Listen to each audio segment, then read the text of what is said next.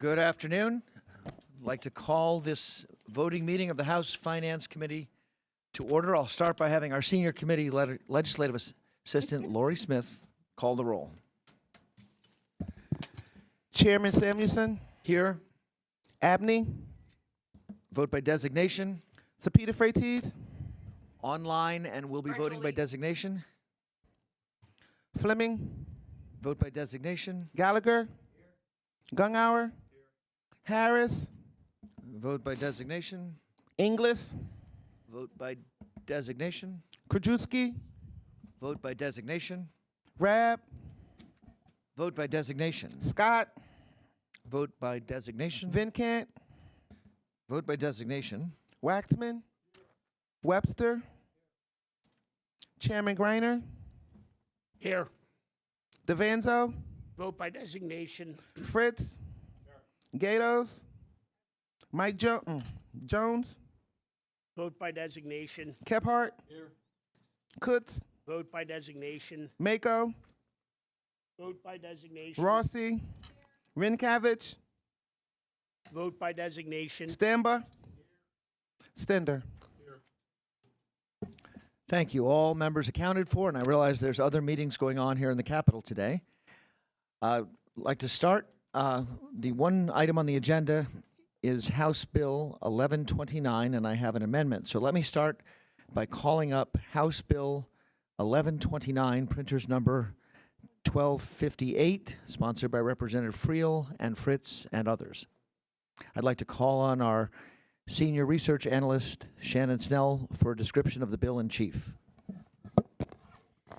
Thank you. House Bill 1129 establishes a net operating loss exchange program, and it would allow technology and biotechnology startups to be eligible businesses that could sell their net losses in exchange for financial assistance to keep that startup business running, and that those funds that they would receive could be used against allowable expenditures, including construction, materials, tenant fit-out, working capital, salaries, and research and development expenditures.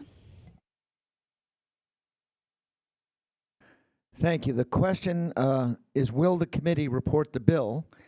I do have an amendment that I'm offering. Let me call up Amendment 1437, sponsored by myself. Will the committee agree to the amendment? On that question, I'm going to ask Shannon Snell for a description of the overall amendment, House Amendment 1437. This is a comprehensive amendment. It updates certain definitions. It clarifies that selling taxpayers sell eligible net losses, which is the amount of net loss they have accrued, and they receive exchange funds, and those exchange funds are what can be spent on allowable expenditures. And purchasing taxpayers then provide the exchange funds to the exchange to be used by eligible businesses, and they receive tax benefits, and the tax benefit is the amount of the eligible net loss being sold multiplied by the current corporate net income tax rate. It also updates the requirements to qualify as an eligible technology or biotechnology business. It would say that you would have to be operating in Pennsylvania for a maximum of 7 years. It would increase the percentage of the business's total U.S. employees who must be in Pennsylvania from 15% to 30%. And it requires that the business must be doing business in Pennsylvania and file a Pennsylvania corporate net income tax return. And it provides an annual maximum of $200 million in eligible net losses that can be available for purchase each year. And that currently translates to about $15 million in tax benefits. That's in year one. That will be adjusted as the corporate net income tax rate goes down. It would provide a increased application fee of $3,500 for both selling and purchasing taxpayers, and it would streamline the bill and remove some duplicative language. Thank you. I'm going to call on the prime sponsors overall. I do want to say that I'm offering this comprehensive amendment. I tried to incorporate suggestions from DCED which would administer the program, Department of Revenue, the prime sponsors, and myself into one amendment. I'd like to call on the prime sponsors. I'll start with Representative Fritz. Thank you, Chairman Samuelson. I want to thank you for your very earnest and honest attention to this bill and working to only make it a better piece of legislation. I do have some comments, Mr. Chairman, but I will offer them before final vote. I'll offer them on a bill that is amended. Representative Friel, Yeah, I just want to reiterate, I want to thank you for working on this amendment with all the stakeholders, with DCED, Revenue, and ourselves to kind of get to a final product that is, I think, a good piece of legislation. So it's very much appreciated that you were able to work on that in a quick manner, too, and get us here today. So thank you for that. thank you. I'd like to speak on my amendment and then open it up to any members of the committee. The amendment, as I said, is a comprehensive amendment. On page 2 of the amendment, line 16, there's a pretty nice description of the overall effort. The net operating loss transfer program is established in the department under which a selling taxpayer may sell eligible net losses and a purchasing taxpayer may receive tax benefits. I'd like to say this is a very innovative concept Representative Friel and Representative Fritz and others have come up with. We would only be the second state in the country to try something like this, but it's a way for startup companies that may have losses in their early years to, instead of waiting until they're profitable 4, 5, 6, 10 years later to use those losses against their taxable income, they could exchange those losses and get a benefit right up front. The bill, with the amendment, would establish a program where DCED would administer this, and a buying taxpayer that would like to use those losses would have to pay the selling taxpayer about at least 80 cents on the dollar.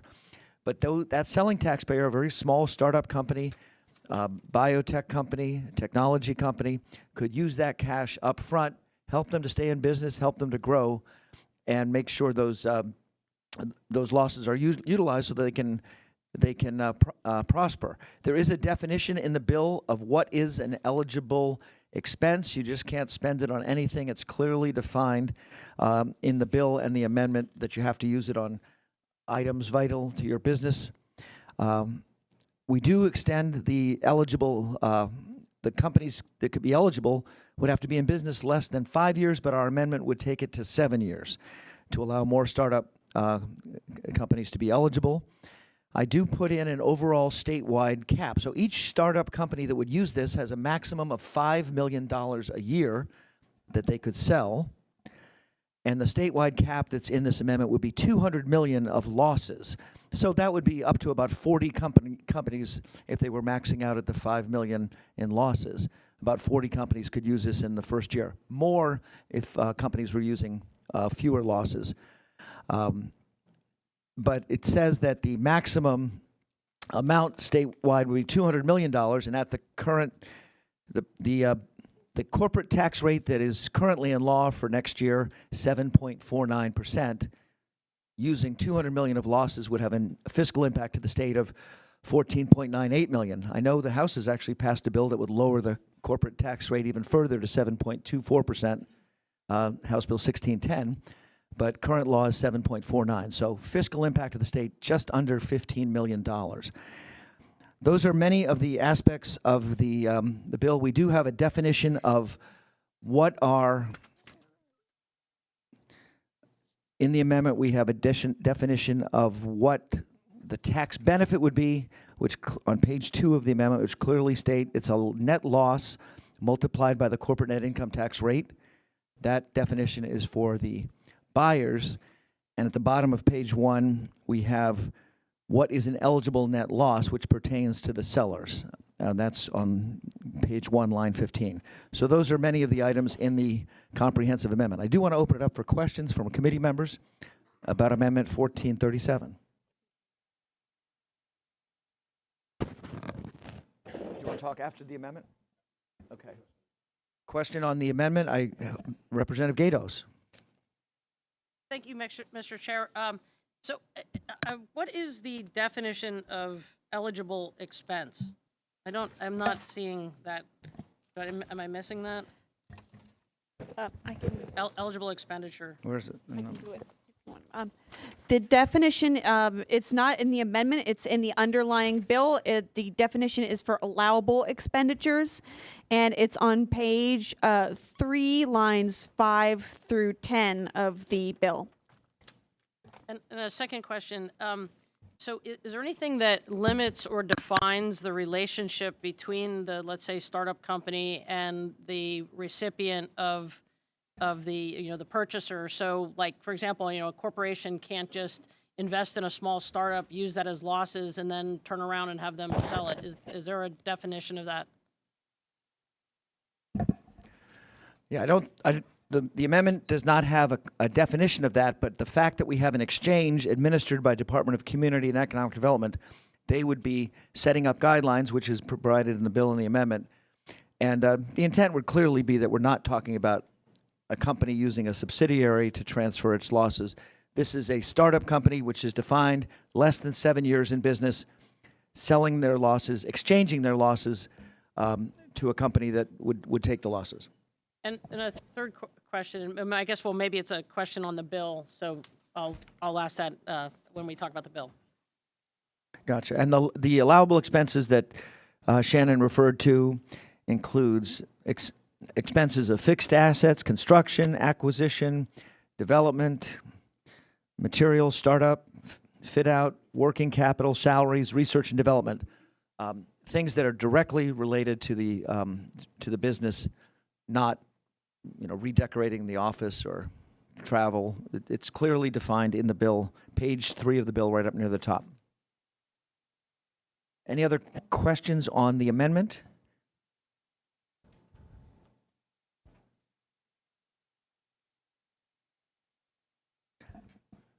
With no other comments on the amendment, I'll take a vote on the amendment.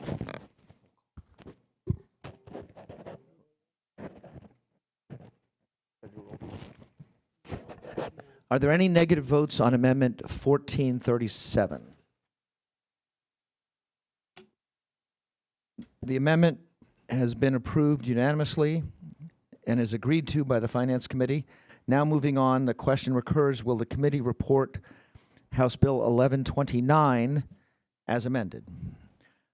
On final passage, are there any committee members? I did promise the sponsors they could have a discussion on the final passage of the bill as amended. Representative Fritz, a member of our committee. Yeah, Chairman, thank you very, very much. So I have a sense that there's a general level of receptiveness here to House Bill 1129 as amended, but just wanted to speak to 2 areas that perhaps were areas of hesitation or concern. And one was that this bill was too narrow. Secondly was that it was modeled after a New Jersey law. So number one, this bill being too narrow. Again, bills and proposals, they evolve. And last year we learned, when it was only biotech, that we did want to expand it in order to make it more palatable. So we have it now expanded to biotech and technology. That is a dramatic expansion of companies that can take advantage of this incentive. And NFIB, I will quote, said, "We are very much in favor of this concept and would like to see it expanded." So then I would communicate, well, this is the model. This is that pilot that can be used and expanded to include other industries. So that's my response to the too narrow, perhaps, criticism. Number 2, it's a product of New Jersey. And I just want to mention that there are some good things that have come out of New Jersey. Thomas Edison invented the light bulb in New Jersey. The Sopranos are based in and filmed in New Jersey, perhaps the best television series of all time. As well, we also have saltwater taffy, a product of New Jersey, as well as Band-Aids. So plenty of good things have come out of New Jersey. I do want to thank my co-sponsor, Representative Friel here. This is a good bill. It is very much pro-business and appreciate affirmative votes from all my colleagues. Thank you, Mr. Chairman. Thank you. And I do want to note that in New Jersey, they do allow the sale of the net operating losses. We've actually, in this bill, developed an exchange program administered by a state agency, Department of Community and Economic Development. I do want to give an opportunity to the prime sponsor, Representative Friel, and then also other members of the committee. Representative Friel. Thank you. I'm not sure I can follow that as well, but thank you, sir. And I've always looked at this as a jobs bill because I believe in startups and creating a foundation of an ecosystem to help businesses not just grow, start here in Pennsylvania, but stay here in Pennsylvania. And according to the National Statistics for Science and Engineering Statistics Research, 70% of all R&D spending in biotech and technology is on labor. So 70% of that loss, so as Chairman Samuelson mentioned, $200 million losses, 70% of that is jobs, and jobs right here in Pennsylvania. And we're trying to make these jobs stick. High-paying jobs, sustainable jobs, and these companies stick around. Now, Pennsylvania's off to a good start. We rank number 3 in the nation for the highest number of graduates with biosciences degree in the country. There's almost $7 billion in venture capital that have been poured into Pennsylvania since 2019. And there are over 3,712 patents granted between 2020 and 2024 for engineering and biotechnology. So clearly, it's a huge, and we know we have a big industry here in Pennsylvania. But there are some challenges. We're losing companies that are starting here and patents that are starting here in Pennsylvania to Massachusetts, to California, to New York, to New Jersey. And we're starting to see that not just the brain drain, but the job drain of these startups. And this bill, and this is a pilot, as we say how can we make this a more attractive place, lower the cost of capital for these companies when they're trying to grow, and say, there's incentive to stick right here in Pennsylvania and keep those jobs here that are, and the IP that's spun out of our top research universities here in Pennsylvania. So I've always looked at that, and I really appreciate my colleague working with me to expand this, because it's not just expanded technology. We mentioned agriculture, technology, and Penn State and what they're doing. And I think it hits all the major industries in Pennsylvania. And this is, I think, a good place to start to say, we want our best and brightest to graduate here and then stay here, raise a family here, get a job here, and reinvest in Pennsylvania. So I appreciate everybody taking the time to make this a better bill, and I am asking for your support as we move this on. So thank you very much. Thank you. I do want to open it up if any members of the committee would like to have comments on the bill as amended. Representative Gatos. Thank you, Mr. Chair. Another question is, would this these credits be barterable? So, like, instead of a cash exchange, would the company be able to use the credit to, pay like their, AWS or whoever from the recipient? So can they be given services in exchange in lieu of cash? The bill as written is a cash exchange, and there's a minimum of at least 80 cents on the dollar that the seller would have to, the buyer would have to pay the seller. The bill does not currently include exchange of services, but that could be a possible amendment in the future. Thank you. Any other questions from members of the committee? I do want to say we did have 2 public hearings on this topic. We had a hearing in the fall of 2024 when we voted on a previous version, and we just had a public hearing on June 17th, 2 weeks ago. I did say the statewide program under this bill as amended would have a limit of $200 million of losses that could be exchanged, which would have a net fiscal impact in the next year of about $15 million. I do want to add that I believe that this could be more revenue neutral over time, because if the exchange is working with losses that would have been used anyway 3, 4, 5, 10 years from now, there's a fiscal impact to the state in the year they're used, but over time, if the losses would have been used to offset income in the future, over time, I believe this could be revenue neutral. Comments from Chair Greiner.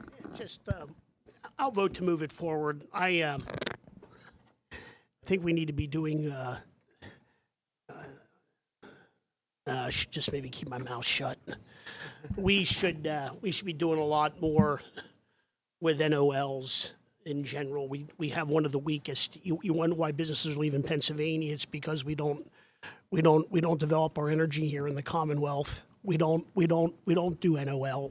We have one of the weakest NOL carry forwards in this state. I don't know why we're not addressing those issues. We're screwing around with combined reporting, and then we want to know why our young people are leaving. Like I said, I personally don't think this bill's ready.